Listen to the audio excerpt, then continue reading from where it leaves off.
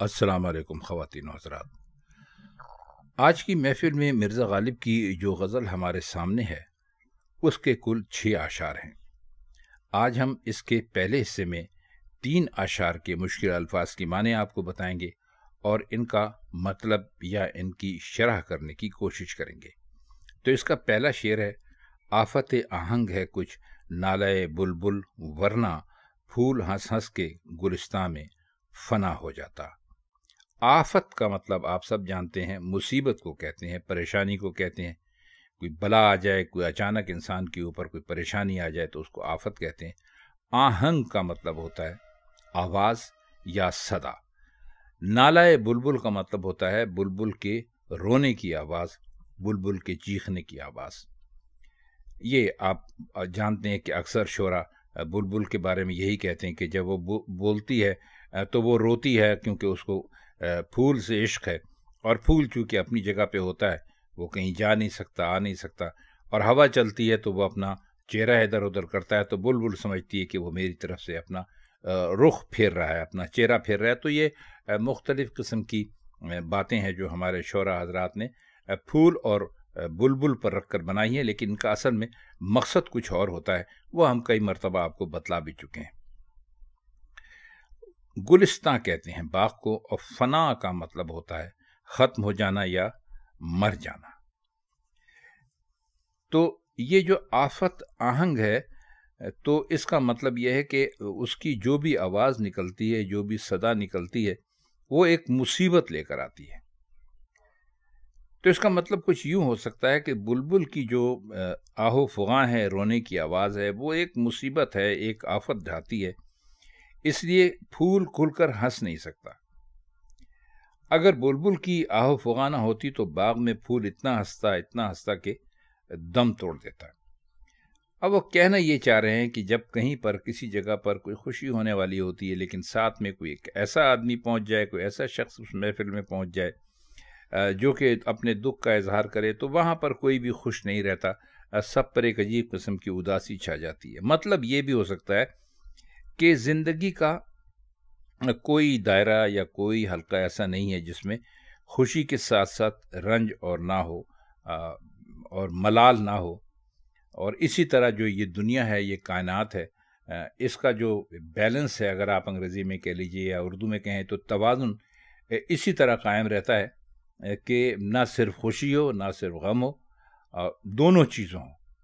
अब दोनों में से एक चीज़ भी होती तो इस हद पर पहुंच जाती कि ज़िंदगी कायम नहीं रह सकती थी, इंसान बेजार हो जाता। तो आपने देखा है कि दिन के साथ रात है, और गर्मियों के मौसम के साथ सर्दियों का मौसम है। तो ये एक तरह से ये तवाज़ुन है, ये बैलेंस इसीलिए है। तो इसी तरह कहते हैं कि जो फूल का हंसना है, उसके साथ साथ बुलबुल का रोना भी रख दिया ताकि इसमें तवाज़ुन और खलल पैदा ना हो। अब ये जो फूल के हंसने और बुलबुल के रोने की बात है, ये तो सिर्फ एक शायर ही सोच सकता है।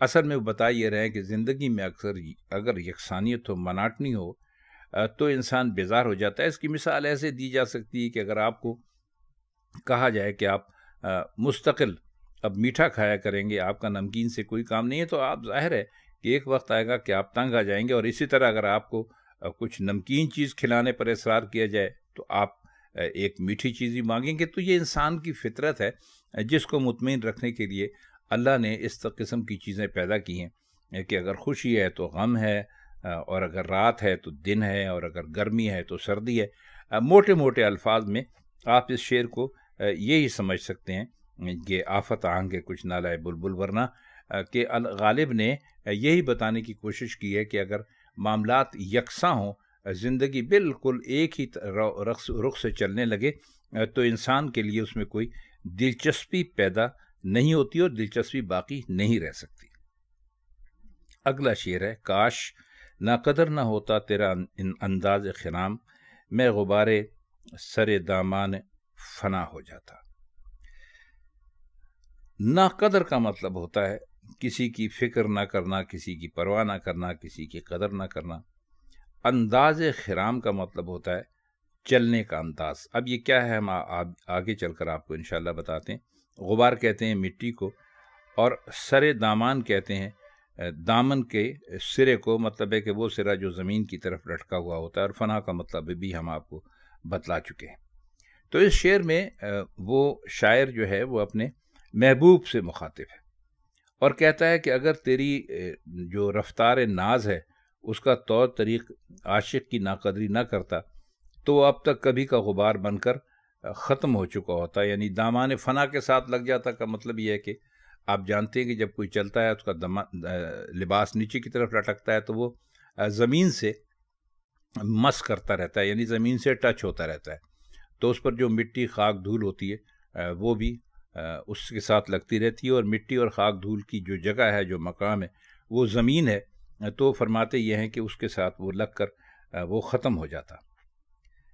لیکن کہتے ہیں مصیبت یہ ہے کہ جو تیرا انداز خرام ہے، جو تیرے چلنے کا انداز ہے، اس نے قدر پہچانی، اور وہ یعنی عاشق ابھی تک اسی امید پر زندہ ہے کہ کبھی نہ کبھی اسے تیرے خرام کی بدولت فنا کی منزل نصیب ہو ہی جائے گی۔